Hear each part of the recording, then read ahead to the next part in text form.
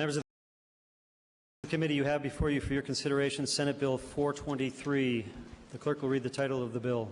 Mr. Chairman, Senate Bill number 423, introduced by Esselman by request of the Senate Judiciary Standing Committee, a bill for enacting Title Act establishing the Montana Marijuana Act and revising laws related to the use of marijuana, creating a registry program for the cultivation, manufacture, transportation, and transfer of marijuana by certain individuals, providing definitions, providing rulemaking authority, establishing a transition process, amending sections, repealing sections, and providing effective dates, Mr. Chairman.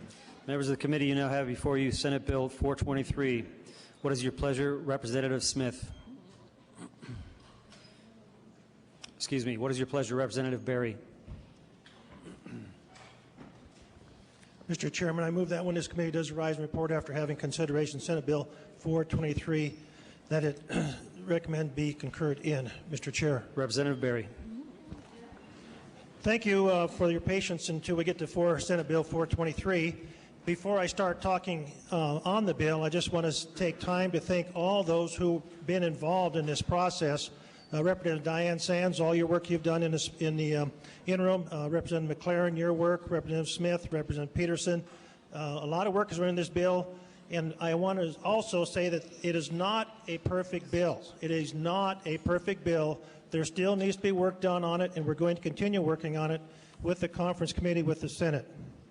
So I just want to start that out, and I also want to, before I get into the bill, say this bill, in my estimation, and the committee, this bill does what the voters voted on in the initiative. It gives people who really need medical marijuana the tool to have and use it. If you look at the copy of Initiative 148 and it spells out the language, you'll find this bill goes along with 148. Is there discussion on the bill? I'm not done yet, sir. Oh, forgive me, Representative Berry. I'm just getting started. Get your clock. You've got a few minutes yet. Thank you. Representative Meehan, I need help getting through this thing as fast as you can. First on page 3, section 3, it just tells out with the Department of Health and Human Services, their responsibility. They'll be their responsibility to issue the cards and confidentiality and everything involved with the issuance of the cards. One thing I do want to really point out, they'll be talking with the doctors, and it's very important here, a very important provision on page 4, item 9. The department shall provide the Board of Medical Examiners with the name of any physician who provides written certification for 15 or more patients within a 12-month period. That way we're going to get away from these doctors who come in and certify 15, 20, 30, 40, 50, 100 patients in a weekend. We're going to stop that. On page 5, we're going to go to new sections about persons with debilitating medical conditions. We've got this in here. We do not like it yet. We're going to be working on this provision in the bill in the conference committee. So we just want to keep going on this right here. And I do want you to know that we will be changing this portion of the bill. On section 5, providers, I just want to go into the department. We have in this bill, we have the growers who can grow it for yourself, and we have the providers who can provide for others. And this here tells what the qualifications of the providers will be, such as fingerprints, background check, and etc. You can read through the bill. They also cannot be convicted of a felony drug offense. Moving on to page 7, we got the deal that the providers cannot take money from providing for others. We're taking the money out of the process. We feel this will get away with the big stores that we see on the main streets all over Montana. Now, we are talking about possibly giving the providers a $500 one-time startup fee to help with their expenses. So we're still working with the Senate to work this out. Please keep that in mind. On page 8, we section 7, we got the registry card. We have us in there that the person with the card has got to carry it on themselves, on their body at all times, and provided upon demand by law enforcement. Section 8, we have what the healthcare facility procedures for patients in medical marijuana use are. Section 9, legal protection. It gives the protection to the registered card holders, and it talks about may possess up to 4 mature plants, 12 seedlings, and 1 ounce of usable marijuana. Moving on to page 10, limitations of the Act. We do not permit, and you got a whole bunch from here, a person using on the school grounds, a person using on a bus, a person using in the public 1 minute, Representative Berry. Thank you, Mr. Chairman. Correctional facility, just goes on, plain view of the public. Page 11, we have in there permit an employer can fire a person for wrongful discharge without problems there. Section 11, page 11, we got local government to regulate. It says the regulations may include but are not limited to inspections of locations where marijuana is cultivated or manufactured in order. Then we got section 13, penalties. Section 14, confidentiality. And goes on section 16 on page 13 on professional conduct, and that's the basis of the bill. Now, at this time, I'll sit down and go for comments, and I will say that I would like to have you give me ideas in writing that we can take to the conference committee, and because we are open to improvements on this bill. It's not perfect, but we want to go. Thank you, Mr. Chair. Well done, Representative Berry. Is there discussion on the bill? Representative Fitzpatrick. Thank you, Mr. Chairman. I move that Senate Bill 423 be amended with Amendment SB 423-001. So ordered. Representative Fitzpatrick. Thank you, Mr. Chairman. This is a simple amendment. All it does is clarify that medical marijuana, a cardholder cannot use medical marijuana while they're in a pre-release center. I think there's some concern from the pre-release centers that the current language would allow a person to use medical marijuana while they're in a pre-release center. So I'd urge a green light on this. Thank you. Is there any discussion on the amendment? Seeing none, does the sponsor care to close? Mr. Chair. Excuse me. Representative Berry. I do not feel that this is a. I just feel this is an okay amendment, and I would not be opposing it. Is there further discussion on the amendment? Seeing none, does the sponsor care to close? Sponsor has closed. The question now arises on the amendment of Representative Fitzpatrick. Those in favor will vote aye. Those opposed will vote no. The clerk will read the absentee votes. Mr. Chairman, Representative Evans has voted aye. Has every member voted? Does any member wish to change his or her vote? If not, the clerk will record the vote. Mr. Chairman, 96 representatives have voted aye, 4 have voted no. The amendment has passed. Returning to the bill, is there further discussion? As amended. Representative Noonan. Mr. Chairman, I move that when this committee does rise, I move that Senate Bill 423 be amended with amendments SB 423-002, and that amendment be posted and deemed read. So ordered. Representative Noonan. Mr. Chairman, committee members, currently under this bill we have in front of us, which is essentially a substitute bill amended in under Essman's title, Senator Essman's title. What it currently says is that you cannot be a patient and a provider, which is the new word for caregiver, at the same time, and you can only, as a provider, as a non-patient provider, you can only have one patient, and you can have 2 other if they're married or blood related. And so through testimony from the Quality Assurance Division in the Public Health and Human Services, which is the program that has oversaw this since its inception, as of today, we would have 162 non-patient providers in the whole state of Montana. The effective date on this bill is July 1st. So as of July 1st, we have 162 non-patient providers left in the state. So you can imagine that that will seriously cause access problems for legitimate patients seeking their medication. So all my amendments simply do is strike out the language about blood relatives and that you can't be a patient and a provider at the same time, and would allow for providers to have 30 patients. This is simply to address the gaping access problem in this bill. I would ask for a due pass. Is there discussion on the amendment? Representative Berry. Thank you, Mr. Chair, and thank you, my representative friend across the aisle. I'm glad I don't have to arm wrestle you for the amendment. But I strongly oppose this amendment. To me, we're trying to bring this down to what the voters asked for. This amendment keeps it very broad and keeps a lot of providers out there, and I think that's going exactly against the will of the people, and I would be opposed to this amendment. Please do not concur. Further discussion on the amendment. Representative Fury. Mr. Chair, I'm in favor of this amendment. I'm on the Health and Human Services Committee.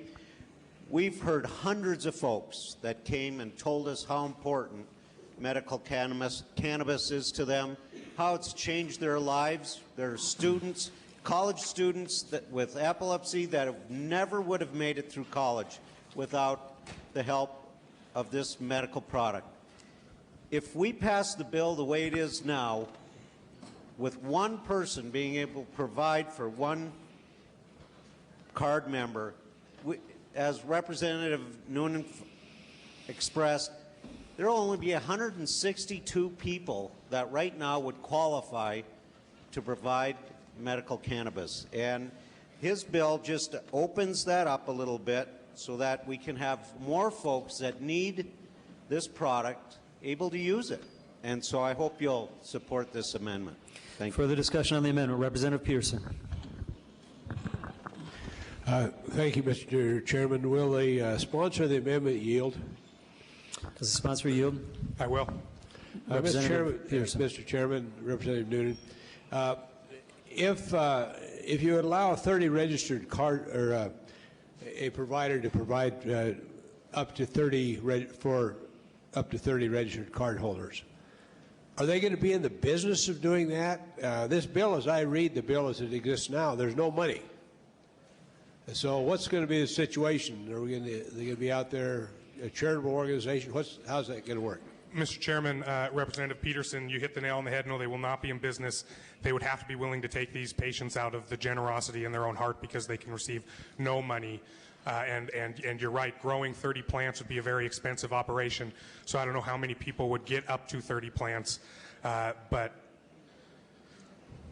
they can't get any money. And so if somebody was charitable enough or had maybe enough family members or close friends who needed access to the medication, that they would be willing to do it for no compensation.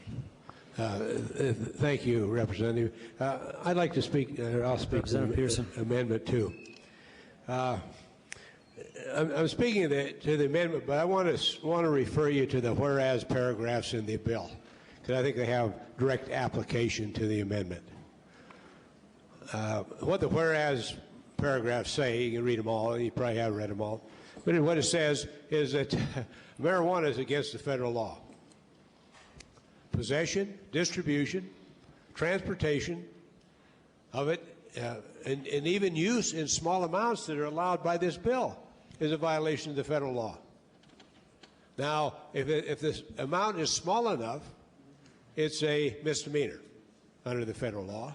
And so I guess, and I think this bill is designed so that it's small enough, so it's only a misdemeanor under the federal law, and so maybe the feds wouldn't affect it. We've all been here, and we know what happened here in Helena with a raid on a grow operation. I think what we're doing, we're passing a Montana law that allows people to become felons under the federal law. I think if you grow 30 plants, that's a felony under the well, maybe it's more than 30 plants because you're providing for 30 people.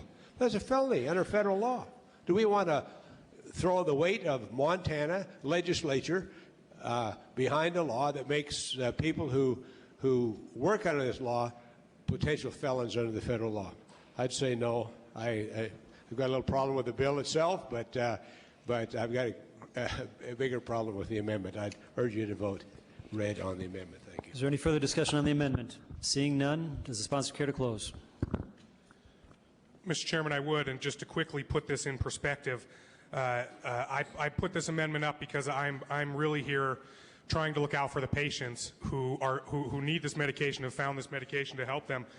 To put it in perspective, 70-year-old cancer patient underneath this bill had better get his cousin Jimmy or his cousin whoever to start growing marijuana for free and start today, because as of July 1st, he's not getting any unless he goes and finds the illegal sources he might have had to use before 2004. The question now arises on the amendment of Representative Noonan to Senate Bill 423. Those in favor shall vote aye. Those opposed will vote no. The clerk will read the absentee votes. Mr. Chairman, Representative Evans has voted no.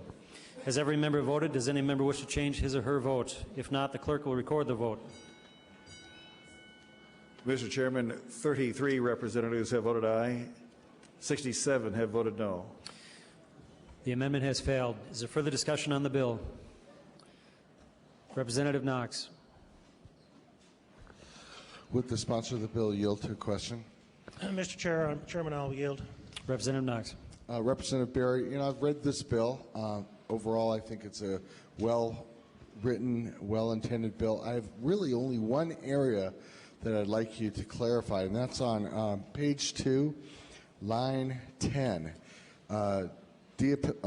Debilitating medical condition. There's no list of conditions that may be considered under that. Would chronic pain fall under that?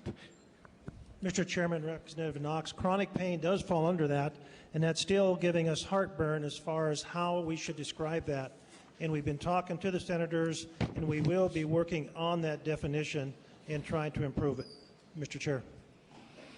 Representative Knox. If I could speak to the bill. Representative Knox. Members of the House, we passed 161. It's sitting there waiting to get signed. Truthfully, I'm really in a quandary on this bill. Though, if 161 was vetoed, I could live with this bill. I think this does put it back to what the voters' intent was.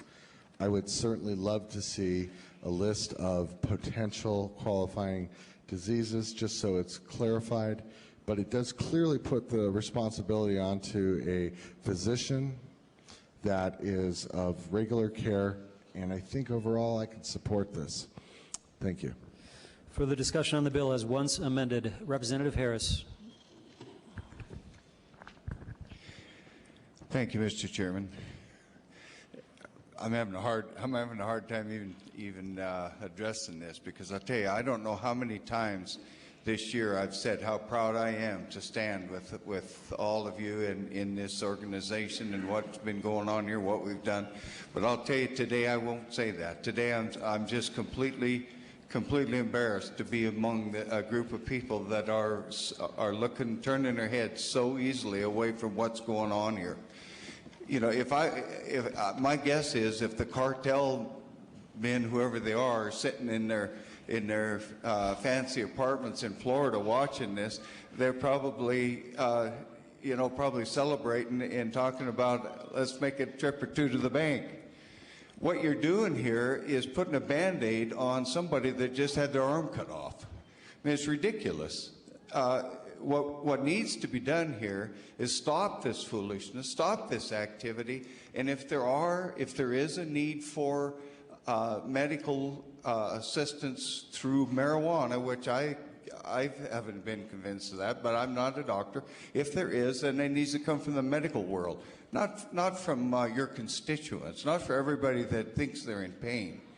It's just beyond me. I think you should vote against all of this and lobby hard for stopping this nonsense, this ridiculous business, and starting totally over with letting the medical world actually making the decisions on what can be available and what shouldn't. And that's all I got to say. Vote against it. Thank you. Further discussion. Representative Noonan. Mr. Chairman, just speak to the bill. Members of this body, I think it's important to get just a quick history of this bill and how it got brought up here before us today. This bill was voted on in the Senate and sent over. We had a scheduled hearing last Wednesday to take place, and sometime on Tuesday, I think that the House of Representatives got the feeling that they weren't going to get the repeal, that it's no secret that this body has been bent on. They questioned whether they were going to get repeal, and so within hours, we had 2 full sets of amendments, and within a couple other hours from that, we had a 3rd set of amendments. So we show up at a hearing that has a bill that people have had time to read that came over from the Senate, with a set of amendments not quite as long as Representative Stahl's, but a long set of amendments from myself, and a long set of amendments from Representative Berry and Representative Smith that ultimately was a substitute bill, and it was even discussed as a substitute bill during the committee hearing. And so when people had to get up and testify on this bill, they had to get up and say, well, I'm a proponent of the bill with the Noonan amendments, I think, but I'm against it with the Smith amendments. And most of them got up and said, well, I'm for this Senate bill with the Noonan amendments and maybe with the Smith amendments, but I don't really know because we haven't had a chance to read any of them. But I'm for something. So the general message was they were for something, but they hadn't even had time to look at what we had done to this bill to see what exactly they were for. And as we sit in here and we keep talking about voter intent, I hear so many people who I'm pretty sure did not vote for the measure, who have said repeatedly that they are only for repeal, suddenly want to tell me what they think voter intent was. What I think we can agree on, and what I think the message that at least I've gotten while I've been up here, is that regulation, responsible regulation, is what the people want, and this bill is not responsible regulation. This bill is the opposite of responsible regulation. This bill is a turn a blind eye, grow it yourself bill, and that is the exact opposite of regulation. And during committee, one of the committee members, our chairman, actually referred to marijuana as a scourge, that it was like arsenic mixed with Valium, that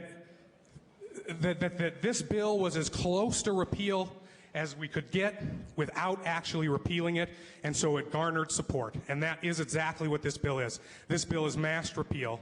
This bill is repeal in the sheep's clothing, and I would ask that you vote no. Further discussion, Representative Kennedy. Thank you, Mr. Chair. I normally don't want to get up, but I was in the committee too, and I hesitantly supported this bill. But we have a law on the books, okay?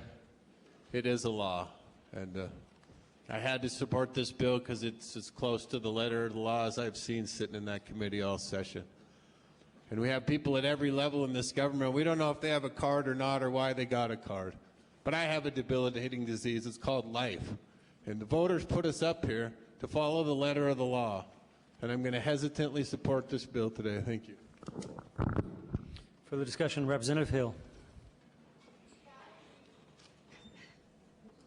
Mr. Chair, members of the body, I agree that the voters sent us up here. The voters also in 2004 voted to have access to medical marijuana. That's what they overwhelmingly voted for. Regulations might be needed. I sat in Health and Human Services, and we heard multiple bills that were good bills to regulate medical marijuana. We heard from hundreds of patients who benefited from medical marijuana, patients that had cancer, tumors, multiple sclerosis, early onset Parkinson, epilepsy. We had a young girl who showed us a CAT scan of her brain, and her brain had holes in it. We heard from a woman in her 80s who took her husband up to Georgetown Lake when she finally got him out of bed because she had nausea from his chemotherapy, and he got him out of bed with the help of medical marijuana. This bill, as you heard from the good representative from Butte, was amended so heavily in Human Services, and the sponsor of those amendments said that he was trying to get the bill as close to his repeal as he could get, and that's the bill we have here today. This is a repeal in disguise. I think it's absolute hubris to ignore the will of the voters of Montana. We do need regulation, but this is not the bill, and I hope you'll vote no. Further discussion, Representative Smith. Mr. Chairman, thank you. I had passed out a document that looks like this, if you would like to take a look at it. When the initiative passed was in 2004, what this document represents is what the voters saw either on the pamphlet voter guide or they saw when they actually went to the polling place. If you look at the top section, it goes down to where it says 4. That's the Attorney General's statement of what this bill would do, the initiative. And it talked about allowing people to use marijuana for debilitating medical conditions under medical supervision. If you look down where I've highlighted, it says the patient or the patient's caregiver could register to grow and possess limited amounts. If you look down to the next highlighted section, it says there would be no measurable cost to state government for the approval of this initiative. It's clear to me when you're reading what the Attorney General said, we're not talking about multiple patients. We're talking about taking care of people that have pain and suffering at a limited level. If you look down to the next section, this is what would have appeared on some ballots. Again, like I said, the top part would have appeared on some ballots. All the ballots that had the for statements and the against. Back before 2007, you didn't need to have the entire language for the initiative on the ballot. There were a number of counties that all it would have said was, are you for the limited use under medical supervision for debilitating conditions, or are you against? They would have had to pass out the Attorney General's statement to you as you went into the polling places. If you did take the opportunity to take and read through your voter pamphlet guide, you'd have seen the arguments for and the arguments against medical marijuana. If you look at the argument for Initiative 148, the area I've highlighted, it says, most importantly, I-148 would allow patients to grow their own personal supply of marijuana, that they would no longer have to buy marijuana from a criminal market. And then again, if you turn over to the next section, again, this is the statements for the advocation. This would be done at no expense to the taxpayer. If you turn back to the next page,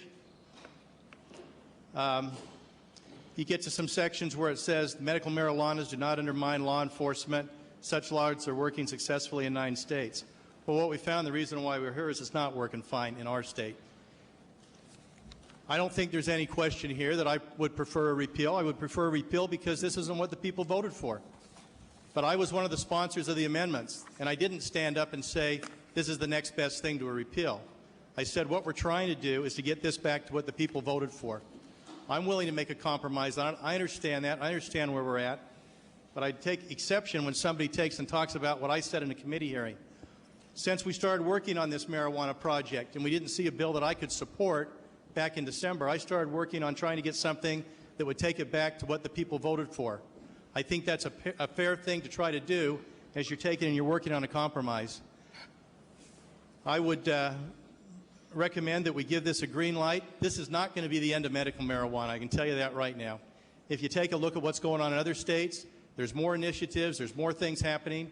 This wouldn't be the end of the story if we passed a repeal bill. We're going to be back here in the next session talking about medical marijuana again. That's a fact of life, folks. I wish that it would go away, but it's not.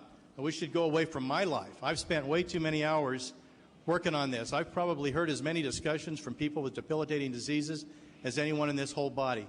And I understand what they're talking about. I also understand that it's absolutely out of control, and we've got to start someplace. This does a good job, I think, of moving it back to what was on the ballot initiative. If you were a voter and didn't think this was what you were voting for, this is what was stated when you went to the polling places. Folks, I'd recommend giving us a green light on this, get it over to the committee, the conference committee. We're working on a daily basis, almost with the Senate, trying to come up with something. We've got an opportunity, as was mentioned over in the Senate, to do something or do nothing. The green light's to do something, the red light's to do nothing. Further discussion, Representative Sands. Mr. Chairman, members of the body, I am going to vote for this bill, for it to go over to the other body. We're a long way from done, as we said. As the chair of the interim committee, I will go back and tell you again what the interim committee had as its measures for any support for an issue. One, that the voters did vote for medical marijuana to be available to a limited number of people who had debilitating conditions.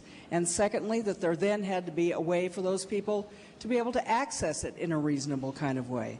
Third, that there be clarification of a lot of gray areas. And fourth, that there be as clear a line as we could make between people who had medical marijuana under Montana's law and those people who are using it for recreational or other illegal purposes. With that said in mind, you know, I personally will not support, in the end, whatever comes out, a bill that is a de facto repealer bill or a repeal in sheep's clothing. At this point, I don't think that this bill totally does that. In fact, there are a number of very good things in this bill.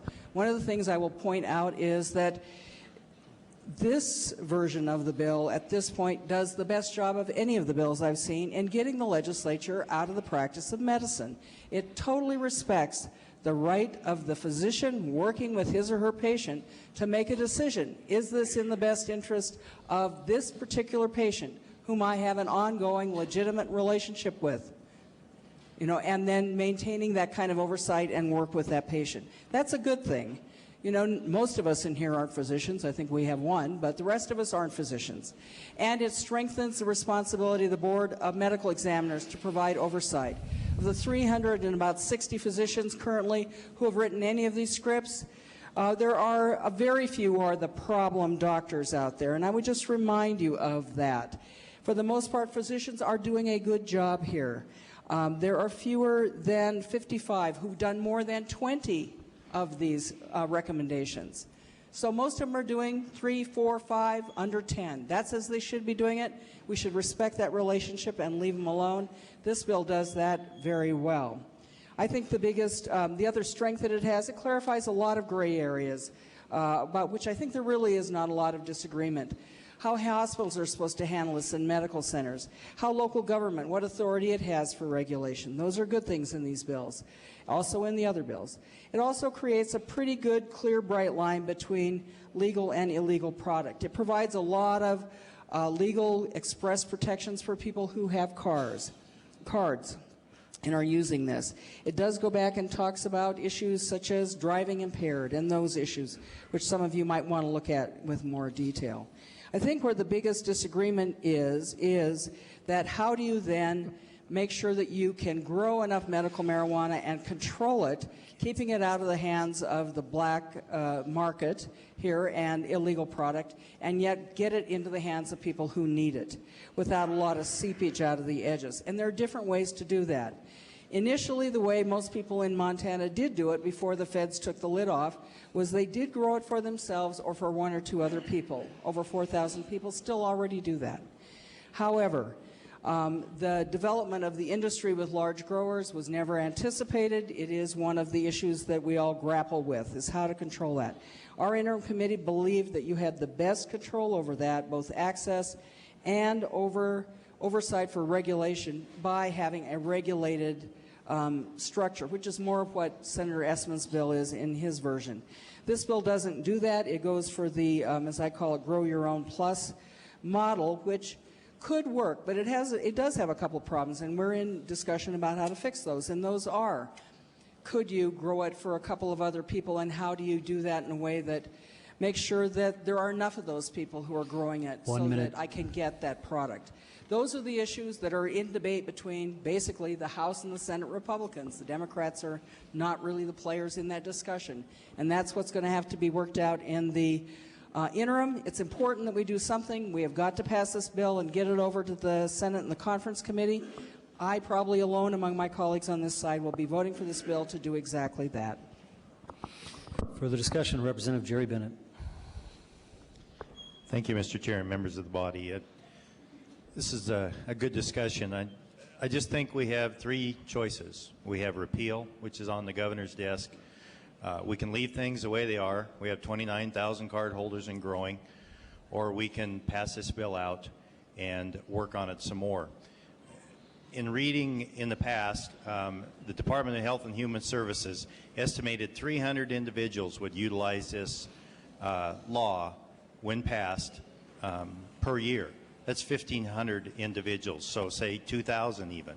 We have 29,000 card holders. It's our job to get something done. You know, if you look at, you go to the Marijuana Policy Project and you look on their website, there's some really interesting reading here, but I'll just read you one line of many. It says, assist our allies in Hawaii, Michigan, Montana, Nevada, and Washington State to protect and expand existing medical marijuana laws. I'm not sure how to take that. Does that mean our laws aren't good enough, or are they too liberal? So I'm going to vote for this bill, Mr. Chairman. Further discussion and perhaps final discussion. Representative Peterson. Thank you, Mr. Chairman. I'll try to be short, and hopefully it will be the last comments.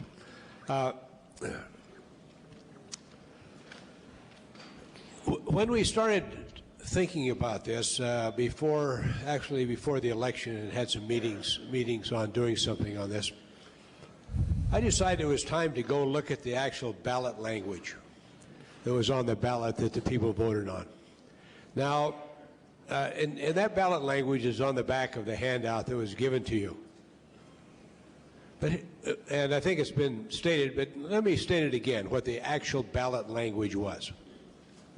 It doesn't mean that there wasn't other information available in the pamphlet and whatnot, but when you went to the polls, I would dare say not 5 to 10% of the people read the pamphlet.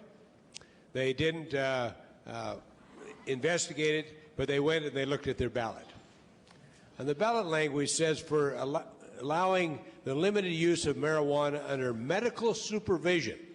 I think there's never been any medical supervision. Supervision means if you're a doctor, you're treating someone, you look after them, you follow them, you see how they're doing on it, and see if it's doing them any good. That's what it means under medical supervision. It's never been done. Then it says, with patients with debilitating medical conditions to alleviate the symptoms of their conditions. Not a thing in that language talks about chronic pain. Now, someone said that the voters voted so they could gain access to marijuana. Does that ballot language say that? It doesn't say that at all. It said a very small very small group of people could gain some access to it, but not generally. The Policy Institute, the Marijuana Policy Project, would lead you to believe that that's exactly what they did. They voted to gain access to almost unlimited use of marijuana, and as Representative Bennett pointed out, they just want to expand it and expand it. I served on the House and Human, what do we call it, House Human Services Committee last time, and they were there in droves trying to expand it. That's the goal. We need to cut it back so it isn't the problem that it is. And again, I want to point out to you in this bill, the whereases, it's a federal crime, federal felony in some aspects. I think this bill probably comes as close to that language as any we worked on, but I even question that a little bit, but I'd urge you to vote green. Thank you. There being no further discussion, does the sponsor care to close? Thank you, Mr. Chairman. I do. I just want to say the components of this bill is not some knee-jerk amendments we just put together. It's parts of Representative Sands' interim committee bill, or committee bills that they worked 2 years on. It's part of my bill, House Bill 4029. I worked on it for a year trying to get the right parts. We also have the parts of the Senate bill. So this is a good bill. We're taking the best of everything. Now remember, this bill will be improved as it goes through the process goes through the conference committee. If we do not pass this bill and the governor vetoes House Bill 161, we will be going home with nothing, no regulation. I believe that this will be unacceptable to our constituents. Vote green. The question now rises on the motion of Representative Berry that when this committee does rise and report after having had under consideration Senate Bill 423, I recommend the same be concurred in. Those in favor of the motion will vote aye. Those opposed will vote no. Are there any absentee votes? Mr. Chairman, Representative Evans has voted aye. Has every member voted? Does any member wish to change his or her vote? If not, the clerk will record the vote. Mr. Chairman, 77 representatives have voted aye, 23 have voted no. Senate Bill 423 has passed second reading. Representative